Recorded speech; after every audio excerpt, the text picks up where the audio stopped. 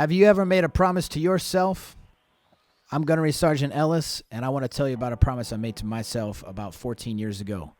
When I joined the United States Marine Corps, I told myself I was going to take every challenge that was going to come my way. And the reason that was, I said, if I'm going to join the military, I'm going to go all out. I'm going to get the most experience that I can. I'm going to get the most out of my comfort zone that I possibly can. And for me, that meant joining the United States Marine Corps. And so for the next couple of minutes, I want to share with you guys 5 different challenges I've got to face, mostly training exercises through the Marine Corps. So that way you can know a little bit about how the Marine Corps has affected me, so you can kind of think about your future as well. All right, let's get started. All right, so the first one I want to talk to you about, number 5 on my list, it's called Seer School. It stands for Survive, Evade, Resist, and Escape.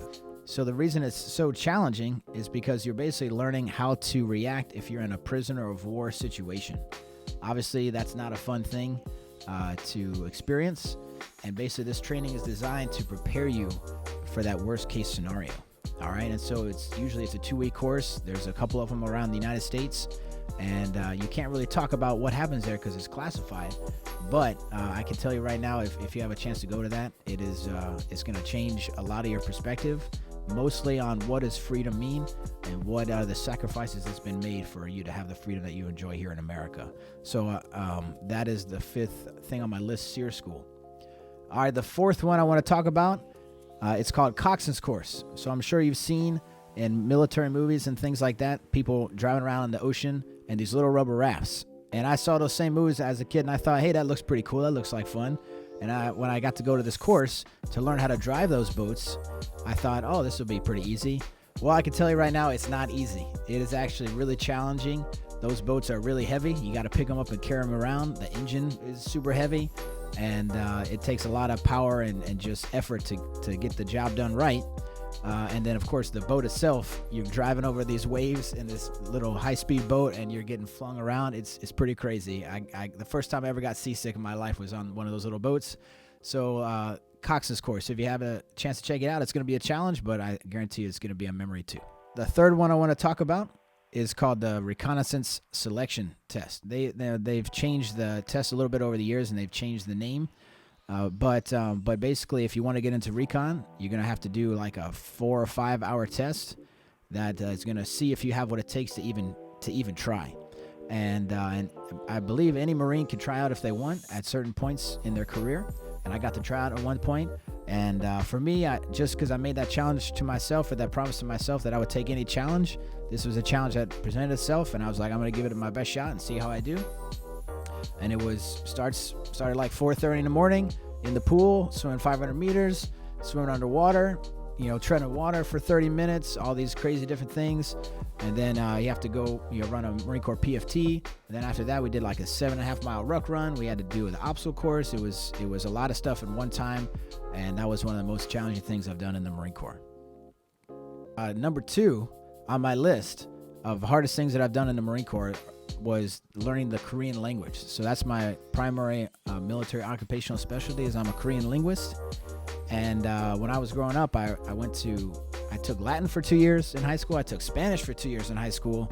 And what that taught me was that I am not very good at languages. And so when the Marine Corps recruiters told me I was going to go to the language school, I was like, there's no way, that's impossible. But I got to attend the Defense Language Institute in Monterey, California for 1.5 years to learn Korean. And that was, at that time, the hardest thing I had ever done, intellectually speaking. And so pretty much every day from about 8 a.m. to almost 8 p.m., almost 12 hours a day, I was studying the Korean language. And they have a million resources at the school, a bunch of different things to help you learn, teachers and all these different tools. And I gave it everything I had. I knew that this was an amazing opportunity. I didn't want to waste it. And so I truly gave everything I had, and it was certainly a challenge. It was not easy at any point, but I was able to leave successfully, and it's become a huge part of my life right now. Okay, at this point, before I give you my number 1, I want to give you an honorable mention. So I have a Marine friend of mine. His name is Benaiah Edwards. When we were corporals together, we were at another language course, and he had just finished the Marine Corps Martial Arts Instructor Program. And he had become an instructor, and he was giving me a green belt course. It was basically him. I'm sorry, not green, gray. It was him giving us our gray belt course, me and another Marine. So it was one instructor and 2 students. But I got to tell you, that was one of the hardest courses I've ever done in my Marine Corps career.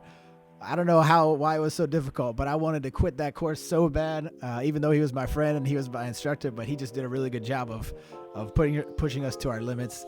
And it was a really effective course, and he did a good job, but it was still really hard. And so that's my honorable mention. All right. So the last thing, the number one thing, the most challenging thing I've experienced in the Marine Corps is simply having the courage to actually join the Marine Corps. And so for me, growing up, I had no connection to the military. I didn't know anybody in the military, no family or friends that had any kind of inside knowledge or personal experience really with especially the Marine Corps. And so when I was joining the Marine Corps and I was talking to the recruiters, it was a hard decision, just because for me, it felt like I was jumping into a black hole of unknowns. There was so many things that I just didn't know about. I just didn't really have a personal connection with. And so it was a huge leap of faith for me, putting my trust in those Marine Corps recruiters who are talking to me and explaining to me how this is going to benefit me and how this is going to challenge me and make me a better man. And I am so thankful. And I don't really know why, but I'm so thankful that I trusted them and I had the courage to continue on the process. And making that commitment was the hardest part about becoming a Marine.